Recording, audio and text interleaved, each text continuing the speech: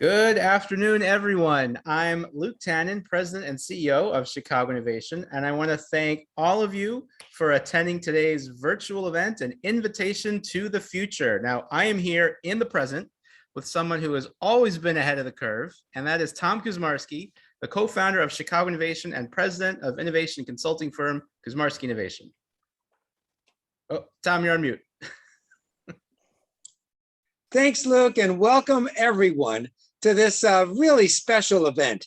The other part that I think is so exciting, if you want to, only if you feel comfortable, you can actually turn on your videos so we can all see your see your wonderful faces. And what I can't wait for, Luke, is until we have our first in-person event again this next month. It'll just be so fantastic to be able to have bring everybody together. But today's event is a fantastic one, and it's really got a little bit of freezer burn, so I put a little olive oil and I'm trying to. Hey, excuse me, sounds like there's someone who needs to go on mute. Can everyone go on mute, please?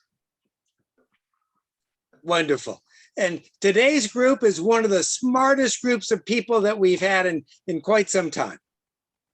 That is right, Tom. Today's speakers have been hard at work, truly creating the future through some incredibly complex and technologically advanced ideas, all driven by, a true spirit of innovation and curiosity.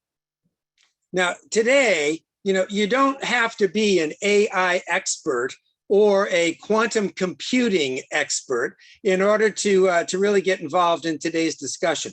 But Chicago Innovation, we believe so strongly is that innovation is for everyone.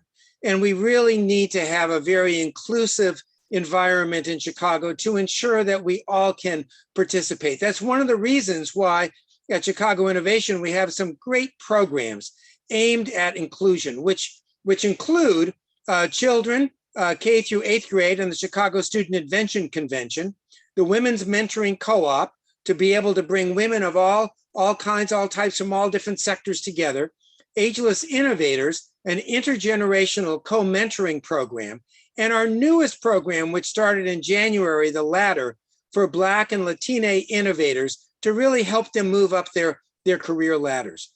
What we also do is provide, and this is really, I think, a very special thing. We offer a $14,000 scholarship to Illinois Tech's MBA, Innovation MBA programs. And these programs at Illinois Tech are flexibly constructed for working professionals to be able to really build their innovation and technological skill sets.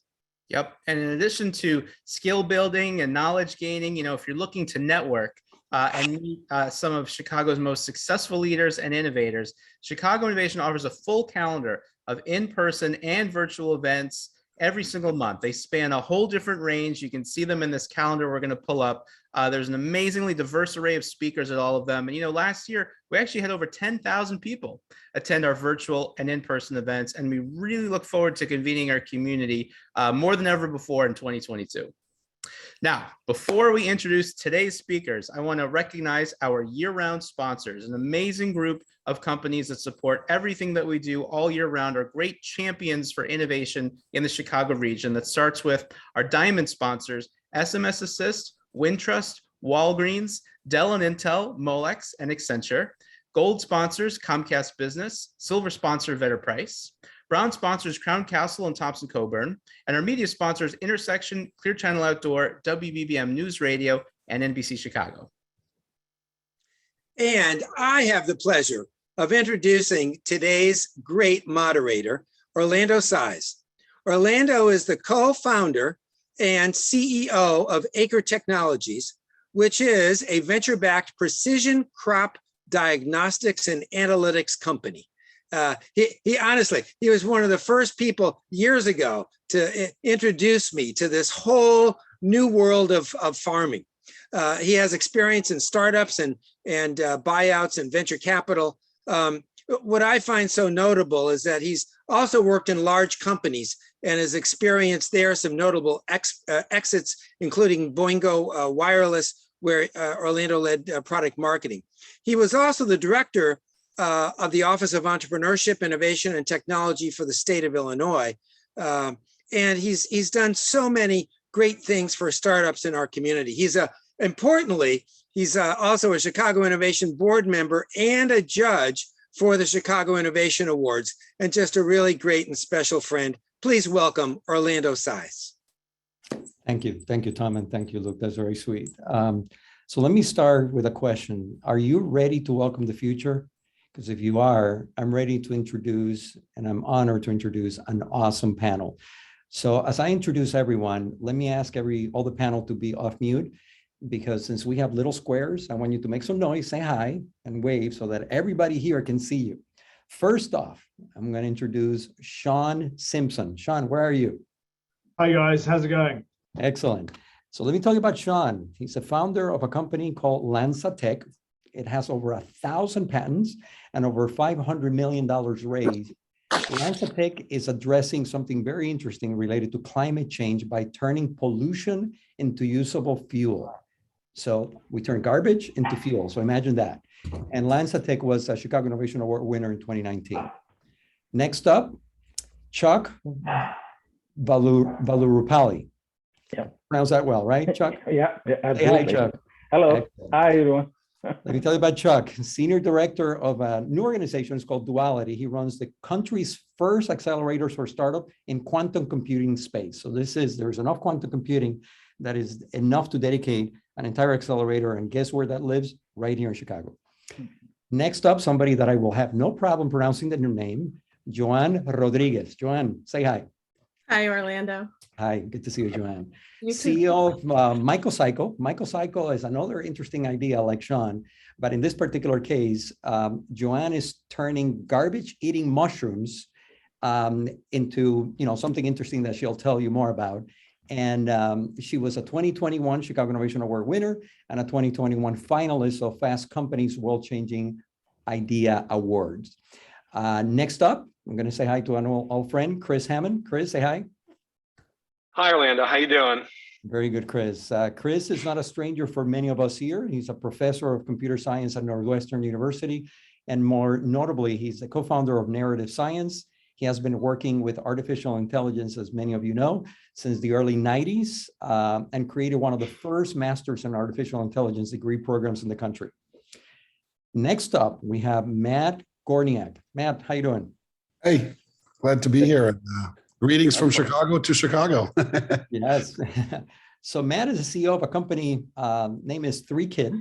And check this out, 3Kid drove over $1 billion in customer sales last year through their platform, selling essentially from a 3D shopping experience completely immersed in the metaverse. 3Kid was also a 2020 Chicago Innovation Award winner. So I am delighted and honored to be in this panel, and we're talking about the future and bringing it into the present for everyone. So the way that this is going to go down is that we're going to go through some questions. We're going to have the panel have a perspective on that, and we're going to reflect on it together. Garbage eating mushrooms, microbe replacing pesticides, AI, quantum computing, turning pollution into fuel, conducting commerce into metaverse. These are very, very big questions and big ideas. So I have a question for everybody to relate to, which is, are we, or is the world evolving faster than humans' ability to adapt? Some may argue yes. So buckle up, because we are all in this together, whether you like it or not. And we have a lot of explaining to do, and we don't have a lot of time. So let's jump in. I want to first approach the question or the topic of, your passion is your work. Many of these innovators have a particular bug that was the impetus for them to be where they are. And we've all heard the expression, the best way to predict the future is to create it. So this is why we asked this panel to join, because you're bold and dedicated to bring this future into our present lives. So before we dive in, let's take a minute to share where your passion came from. What's the spark that led you to become this amazing future creator in your current business? I need to talk to the people that are dealing with garbage and interesting things and turning into fuel. So this is Joanne, Sean, all yours to start. You both have developed incredibly inventive ideas for recycling waste. While it's going to take way too long for us to do justice here, but can you give us a quick snapshot of and the explanation of how you came about with your innovation? Hey, Joanna, please go first. Well, thank you, Sean, no problem.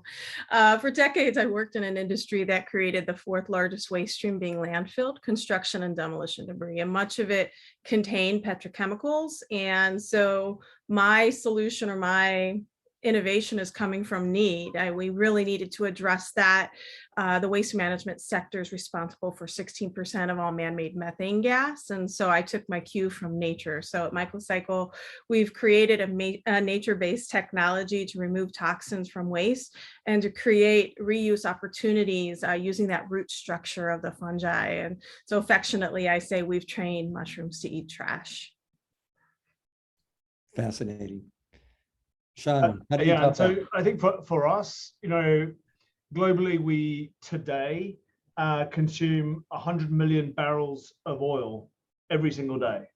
And we know that as a result of the combustion of that oil, we've created a climate crisis. And so we have to wean ourselves off this oil.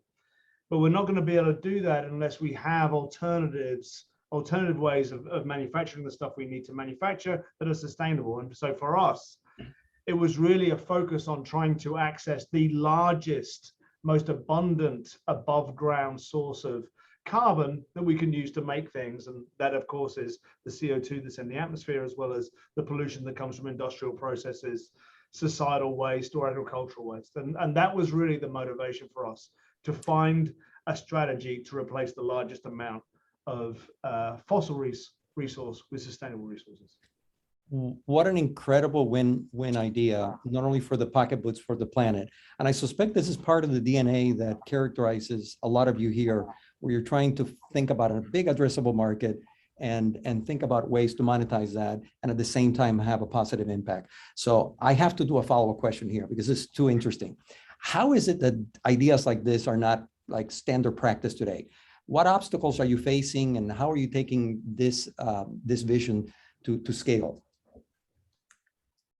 Sean, you go first. Okay, so I mean, the obstacles are really come down to twofold. One is the financial obstacles. Like, well, I'm talking about building very large processing plants with first of a kind technology to produce sustainable fuels and materials. So a plant can, I'm asking people to put their hand in their pocket and pull out $50 million for a plant, and do that repeatedly. So at first, of course, there's a massive amount of hesitancy around the adoption of brand new technology, despite the attractive nature of what we're trying to do. And then the other piece is actually legislation, and looking to legislators to kind of open up the field to innovative solutions to the problems we face today. And I think those two in concert form the greatest barriers that we see, but barriers that are surmountable. That's great. That's great. Let me do this, because I have another follow-up for Joanne that is a little different. And I have to give everyone a little bit of behind the scenes. Obviously, you cannot do an event like this with Tom, Luke, and Paul without having prep time before. So we prep for this. And one of the things that we discuss is there are so many questions that are very intriguing. And one of the things that many of us feel motivated is, especially, let me acknowledge the fact that Joanne is the only female in the panel. Can we achieve gender equality in a future today? And so that was one of the questions that we contemplated, and we don't have enough time to contemplate that here. But those are the kinds of things that we wrestle with. But Joanne, you have any thoughts related to that? I mean, yeah, that we can achieve gender equality. We just have to stop talking about it and actually do it. There's a lot of lip service paid to this, and there's a lot of money out there, but less than 2% of all venture capital funding goes to women, goes to Latinx founders. And so, for the same reasons I started a company to tackle this issue and drive deep tech solutions, I'll continue to use this platform every time I'm availed it to talk about the need to invest in women. And, it's funny because your other follow-up question was, how does that change? What's the paradigm shift? And I just have to say that it doesn't take anything away from men. It makes all of us stronger, and it gives us a better diversity and understanding of the ways business can function. So, I mean, it allows my daughters to see a more bright future as well. And so we're really not just for climate change and carbon mitigation and risk mitigation in the natural sense, as well as in the business sense. We're also doing that in the sexual sense. If we don't start to achieve gender equality in investing and adopting new technologies, we'll never see innovation thrive. It'll die on the vine. There's a lot of great ideas, and men aren't the only ones possessing them. It's fascinating how the future and bringing the future into the present is far more than technology, but it's also about social change, and these issues are very important. Matt, I'm coming to you, man, because you know about this metaverse stuff, and there's a lot of people that don't have a clue. And I have an Oculus, and I've been playing a lot, but spending the same amount of money in a real pair of Nike shoes in the digital world that in the physical sense, that's insane, man. This is like out of control. So the digital world is real, and there's no boundaries in the digital world. So how big can this get? And how much time and money and even social lives is going to get tied up in the metaverse? What's your take on this? Yeah, I mean, there's a couple of things. I mean, A, like, let's talk about the metaverse. B, it's already kind of here, and we're already doing something, what you're describing. So, I mean, the thing is about like, how big does the metaverse get? What is it? And how, all encompassing. I think we're still figuring this out. And I think that's kind of a common theme. It's a bit of the, when the internet came out, I was just graduating college, sort of as a mass adoption, and none of us really knew. But let me just share some examples with you. I mean, in some ways, you already are in the metaverse. Like, our technology is an onboarding to help you bring products to life digitally. That's 3Kit. So you can call it an on-ramp for the metaverse, but really even Web 2.0, like digital e-commerce. Meaning the problem is, if you want to sell a product, bring a product to life digitally, you can't just take a picture of it. So there's a whole story behind this. But you're probably buying today products online that actually never been built. They're digitally rendered. They look real. There's a whole convergence of movie industry, visual effects, and gaming, and that's called the whole metaverse. Anyway, and you paid with your credit card, and then you transacted all digitally, and then at the end you get a product, right? But the whole thing was really digital. No couch was made or hurt in the process of you buying it. So that's kind of one way to think about it. And then I just kind of leave it there. So that's already kind of happening. And I think most folks just don't understand how good digital rendering visuals are. I think they assume it looks gamey. It is not. And I'll just leave it there. If you ever go deep on the internet, like I told my wife this, like, I'm sorry to do this to you, but you will never see a movie ever the same again. Anyway, I'll leave that here. But the other thing I'll say, I don't want to take too much time up, but Orlando, I think we're actually used to kind of NFTs, and so I'll do a separate topic. In some ways, as a consumption society, many products we buy in the real world are not really functional, right? I mean, if you're buying a certain sneaker that's real, is it really functional? Like, what is it about that you're buying? Or, I can go anywhere you want, with clothing, which is really cool. It's a personalization. It's something we value. We value that expression. We pay a lot for it. And so in a way, we're doing this already in the real world. Let me take it to the metaverse. It's really not that different, in a sense of paying top dollar to be yourself, be who you are. Matt, let me cue Lynn's question here, but give us an example in the context of what you're doing at 3Kit. How is it helping the future of commerce? But give us something that is a little more current with your current work at 3Kit. Totally. Like, I'll give an example, like TaylorMade's a customer, just to talk about, they sell golf equipment, right? I mean, golf sports equipment. And so if you want to bring that to life digitally, you want to experience that. And again, Web 2.0 was really the accelerant, COVID, into the metaverse, by the way, right? It was e-commerce before it was the metaverse, although like people talked about it for a while. If you want to take a golf club, it's got 100,000 options. So the old way is like, I'll take a picture of a golf club, I'll put in a website. This is Orlando's golf store. And Orlando's like, I have golf clubs. But really what Orlando wants is, I want my golf club. I want the one I want. And the factory's like, oh my gosh, we can make you exactly what you want. But how do I can't take a picture of 100,000 options. So we're a visual configuration engine, visual commerce platform. You can load in these products. We generate a digital experience, a configurator of a golf club. You cannot tell, it looks real. But then also we have all the product information, so then you can actually buy it. So you're kind of combining the product, how to make it, with the visual like picture perfect representation. And you can see for e-commerce, that's kind of like that's what you need. But then in the metaverse, that's without that, you don't exist. So the metaverse isn't about you playing. I'll give you another thing. So that's what we do. That's what the platform does, work with brands and manufacturers. But let me take it back to the metaverse. If you're playing Grand Theft Auto, which I haven't played since college when it first came out, but think about that. If you're in that game and there's a couch to the room, why would you model the couch as a game developer? Why not bring a couch from a manufacturer that then you can configure and maybe even buy? I mean, that's kind of the leap where e-commerce starts meeting the metaverse. Yeah. And by the way, Mandalorian's made on game engines, and I'll shut up, I promise. So it's just like, wow, that's made on a game engine. What's the difference between a game and a movie? And by the way, these objects. So it's a really, really fascinating time. What we do is we help these brands bring it into that. But the big question of what exactly it is, that's still kind of unfolding, you know?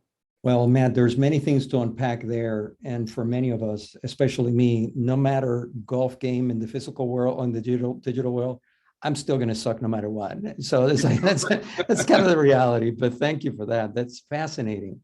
We have so many topics. This is so ridiculous. Chuck, I'm coming to you. Yeah, sure. Many people here know about quantum computing, and they've heard about it and they talk about it. But we want to hear more about your work and with Duality, and give us an idea of quantum computing. That what does it entail, and what real world applications exist today for the type of startups that are actually working with Duality? So Duality brings quantum startups, early stage quantum startups from all over the world, and help them accelerate and succeed. In terms of quantum computing, it's about chasing perhaps the biggest performance boost in the history of technology, right? Performance that you couldn't imagine before, and also solving a variety of new problems that couldn't be handled by existing computers today. So for example, with all that power comes both spooky things and also very reassuring things. So on the spooky side, for example, with all that computing power, all the encryption and the safety and security we are used to today when we are on the internet or in our communications could be broken. And then on the reassuring side, getting goods once you order, perhaps using Matt's platform, 24 hours. Can you imagine? It takes 24 hours. It's just crazy. It's so long. You have to wait for 24 hours, right? I mean, with the quantum computing and the power that we are seeing, by using simulation optimization, you could see a future where you could perhaps get goods within 24 minutes. That's pretty much, very, very much possible. Those are the kinds of things that all the creative people, startups are working on, and it just will change the way we work and live. Tying some of the themes that you mentioned there, Chuck, with Matt, I have to say that there's a lot of people that see the world as a binary, whether producers or consumers. And some would argue, we want to be more producers. So in the case of what you're suggesting, quantum computing allows a massive production of something, but it can also be producing a lot of things that a lot of other people can spend a lot of time consuming. So tell me more about, Chicago is a fantastic city, and we know that. And we obviously have ambitions to being the world's leading quantum hub. Mm-hmm. What makes Chicago the place to be for quantum science? Give us a bit of perspective there. Yeah, first of all, which city can boast all these, in the region, not just Chicago, 3, 4, just major institutions bringing a lot of scientific horsepower, but also, all the other universities. So we have just an incredible talent pool here. And there is a lot of research going on. This is an early field. Nations across the world are funding quantum technology, the research aspects. So in Chicago, we have all these great institutions and two national labs Argonne, Fermi, that are managed by University of Chicago. So when you look at all these institutions, the ecosystem, there again, it creates tremendous amount of science, technology, talent. So very recently, Illinois, for example, our governor committed to $200 million to establish Chicago as the world's leading quantum hub. In addition, DOE, funded 2 of the 5 federally funded quantum information science research centers that are located right here in Chicago. One run by Argonne called QNext, and the second run by Fermi called SQMS. So, not worrying about the acronyms, but again, these are all advancing the research in many, many areas. Quantum is not just about quantum computing.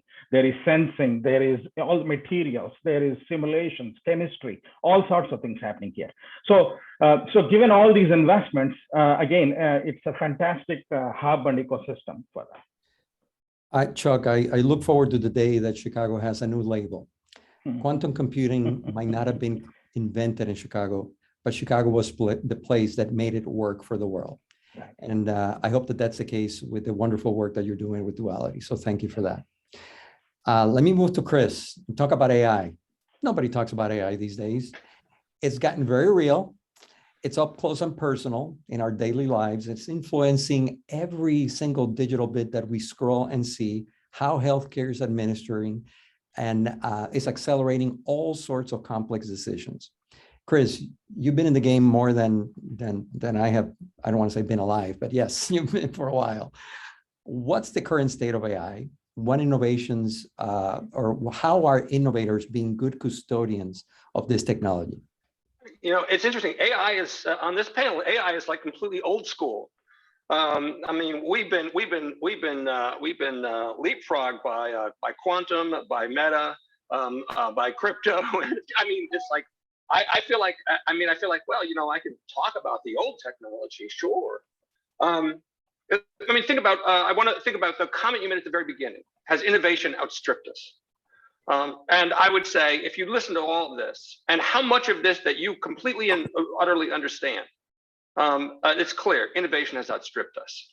Even at the data level, we're producing the equivalent of 500 books of text for every man, woman, and child on the earth every single day. Our technology, our innovation is beyond us. And so what the next phase of AI is catching up, having us catch up. That is thinking in terms of AI being what it should be. And that is AI being a partner in our lives that help us navigate the complexity of the world. Going into the meta world, into the metaverse, having partners that work with us, who understand us, who can actually tell us about what's happening in the world and help us move forward and become the best of what we can be. So for a lot of people, there was like the concern that AI was an existential threat, that the AI was going to kill us. Why an intelligent machine would want to kill us, I do not know. But there was that concern.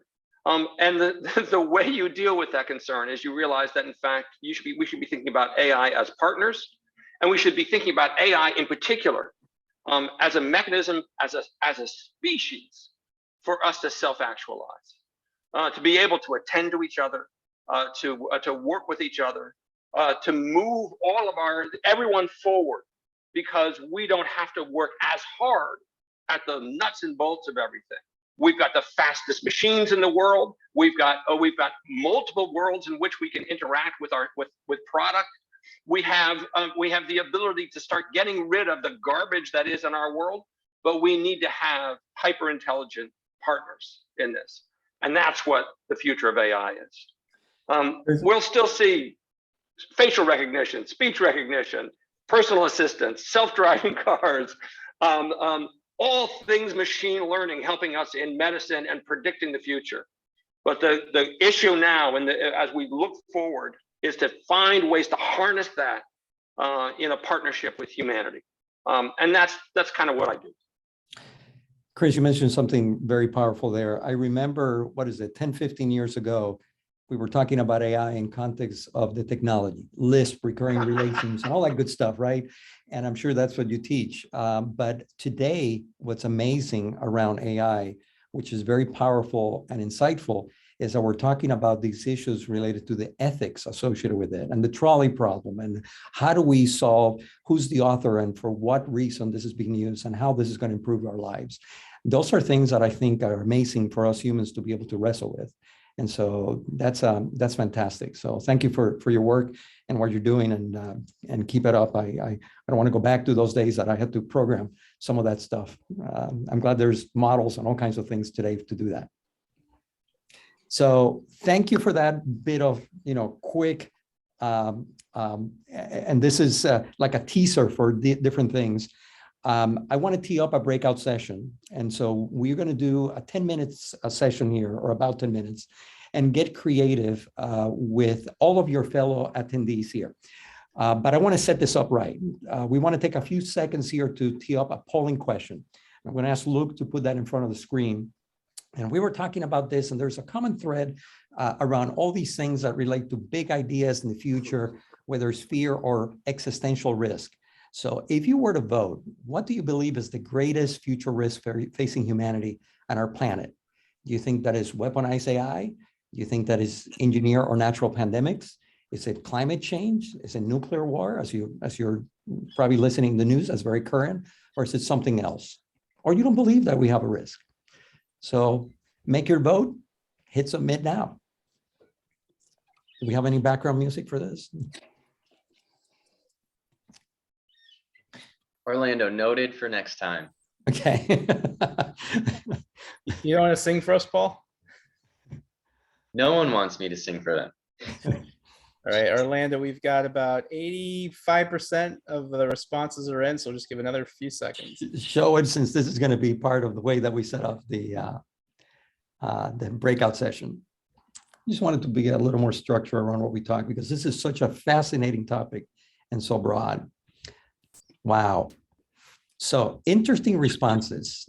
Climate change came a little bit ahead, so people are concerned about that. And then there's a nuclear war. I don't know, that's the topic of the day, in second place, and then pandemics and weaponized after that.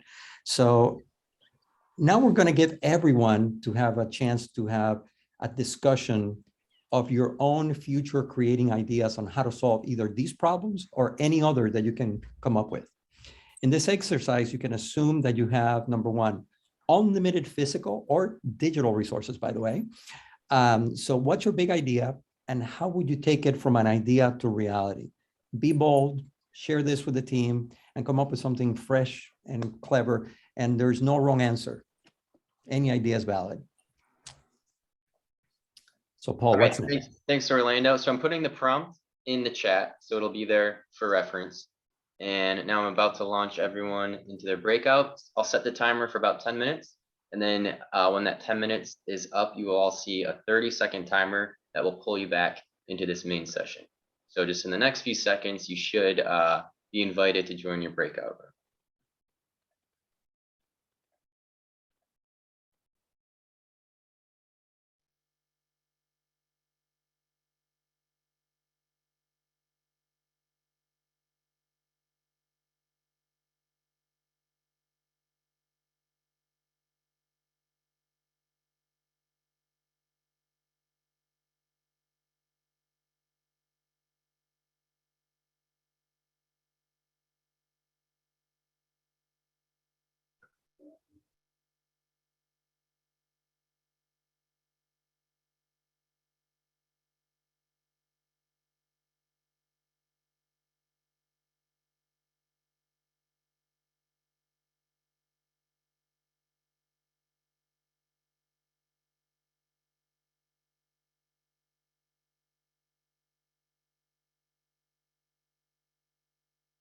And I've seen for years.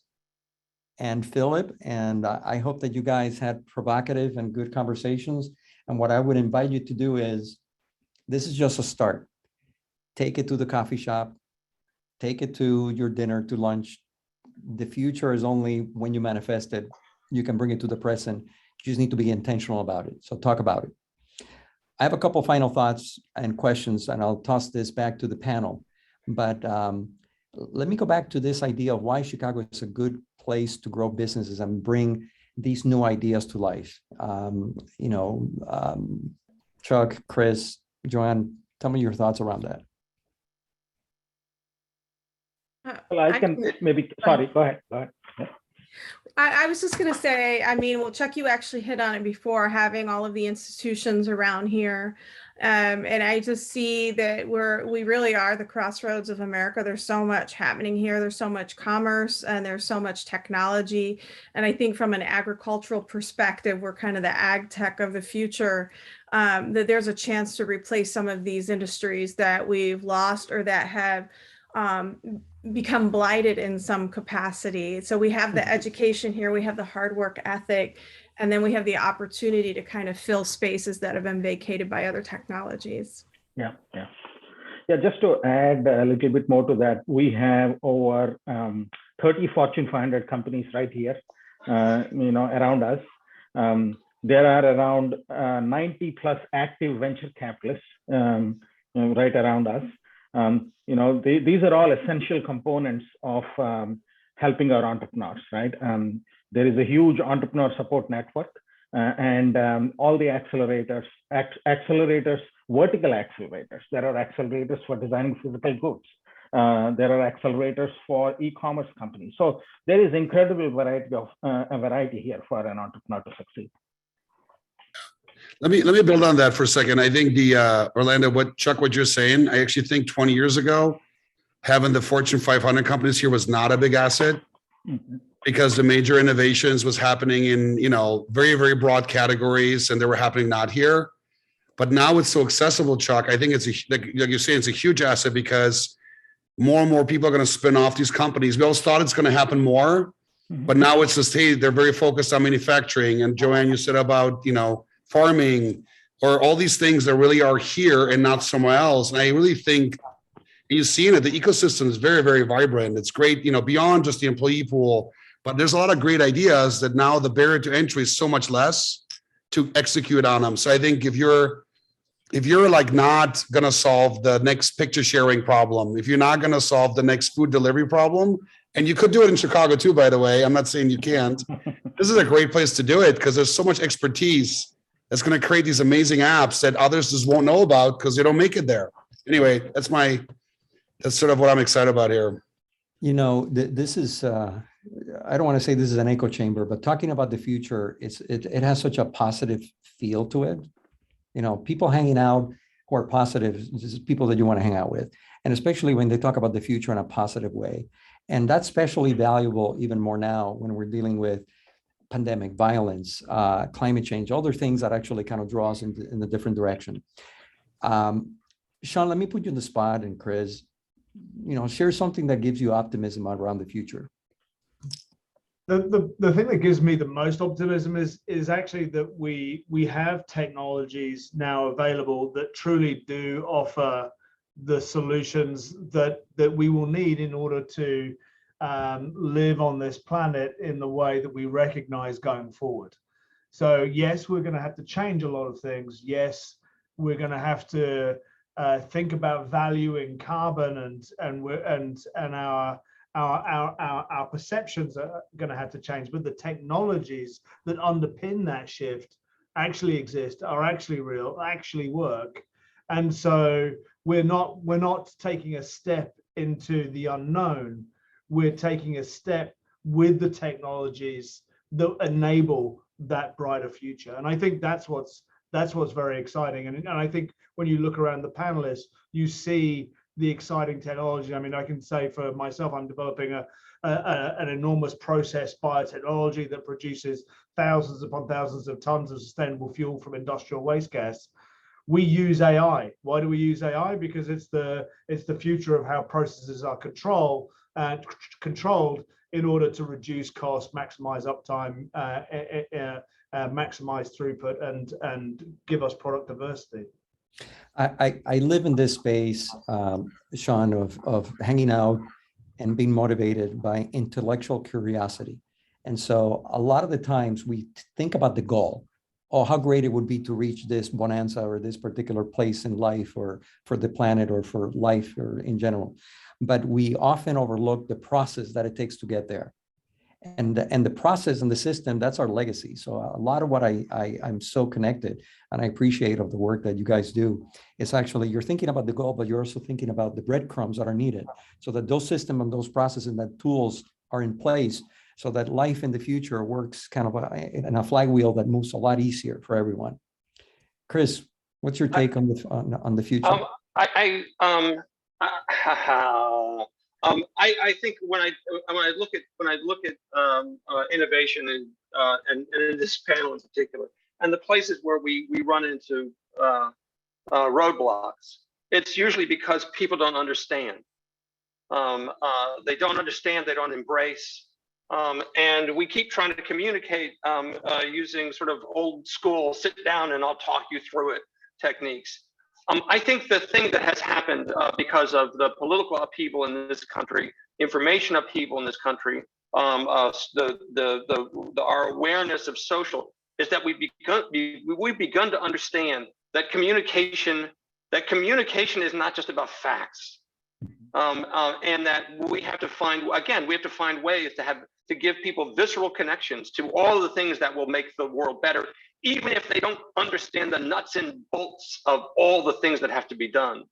I actually think that's oddly enough, I think all of the political BS that we've been through over the past 6 years, 7 years in particular, has netted us an awareness of a deeper need for human communication. It's not a graph. It's not just a facts man. It's how is it connected to you? How is it connected to your family? These things we need to understand. And the more we focus on that, along with the technology, the humanization of the technology, the realization of the technology, the actualization of us with the technology, the faster we will move, the better we will move, the stronger we will be. Chris, here's what's so right about what you just said. It's all about mindset, and having that mindset is essential. I often reflect on the responsibility that as creators we have when you create technology and social media and all these things. And some of these things have unintended consequences that don't play out in the way that we really want. So, I'm curious, that mindset that you just said and explained. Do I go to Matt's store to buy it? Because I think that a lot of people need that. That's very powerful. There's one more thought that I want to have here and do a reflection. But there's so many technologies that we use today that were predicted by science fiction, as we know. And we read a lot of. I love to read about the dead, and I learned that phrase recently related to reading books, because there's a ton of information in the past that was science fiction that now is coming to be true. Metaverse didn't exist. It was a science fiction term that was created and noted in the early 90s.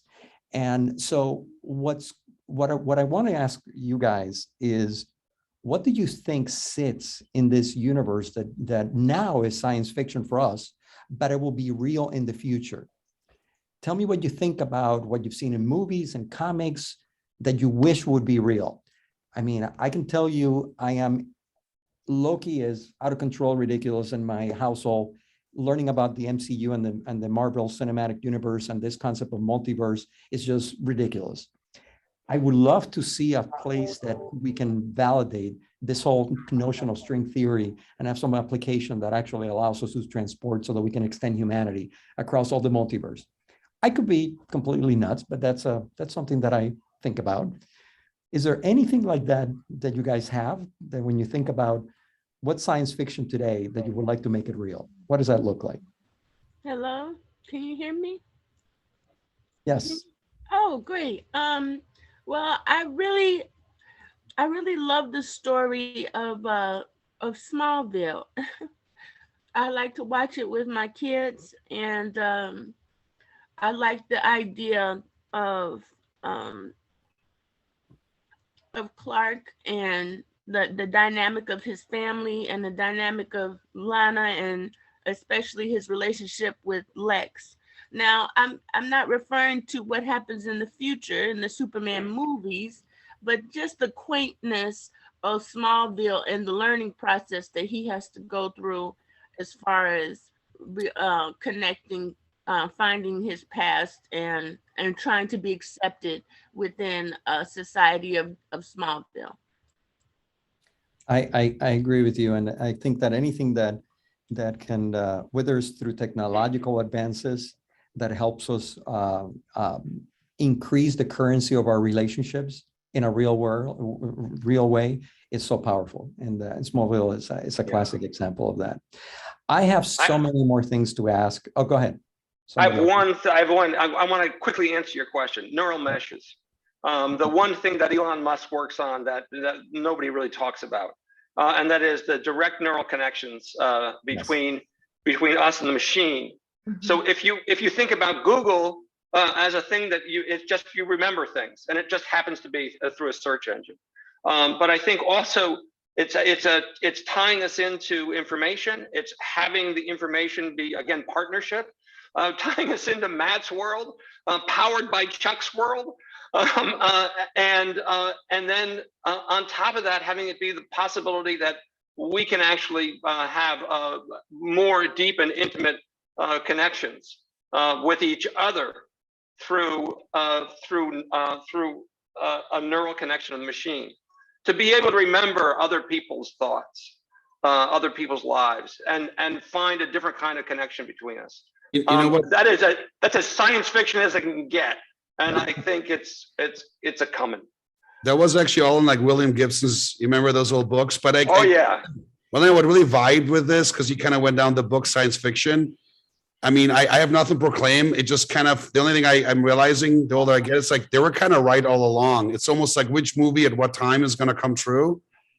But like a lot of that stuff is happening, and it was called like so long ago.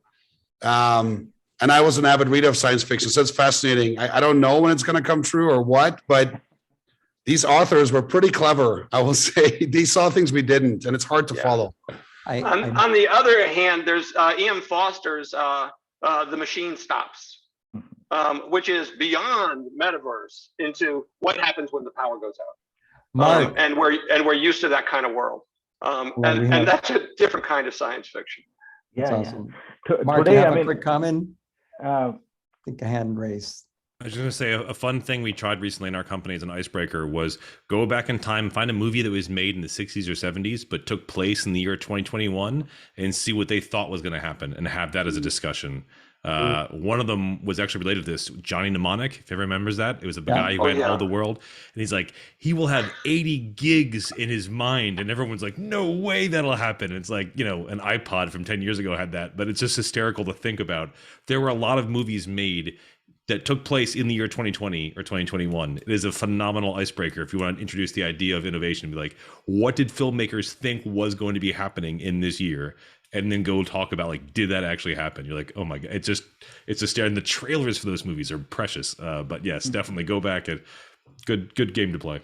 Thank you, Mark. Thank you. And I bet that if I ask Joanne, because I deal with this world as well, I think our science fiction is in the world of invisible, the microbes, the things that we don't see. I wish we had more time, guys. This is the kind of energy that I hope that you take with you into your everyday life, which is keep thinking intentionally and talking about the future. It's the only way that it can happen. So thank you for this. Luke, back to you. Thank you, Orlando, for doing a terrific job leading today's session. And to Chuck, Chris, Joanne, Sean, and Matt, you are an outstanding panel today. You know, for us mere mortals here listening to you, we are all grateful for the work you're doing.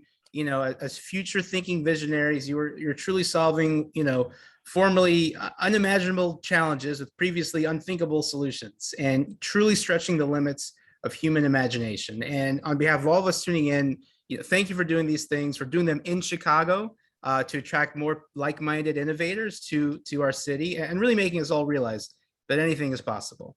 And, you know, lastly, I want to thank our audience for being here, helping us make Chicago Innovation the vibrant and intellectually curious community that it is today. And if you're looking for more opportunities to expand your innovation knowledge and connect with other innovators, you know, be sure to check out our next two events coming up: the Future of Health, a virtual event on March 15th featuring some very impressive speakers who have gone on to big successes. And then also, as Tom mentioned, our first in-person event of the year, celebrating women in innovation on March 23rd at Wintrust Grand Banking Hall in downtown Chicago. You can register for both of these events via our website. So until then, stay well, watch a lot of sci-fi movies because the next big idea is in there somewhere. And we hope to see you all again real soon. Thank you. Thanks for having us. Good job, Orlando. Thank you. Thanks, folks.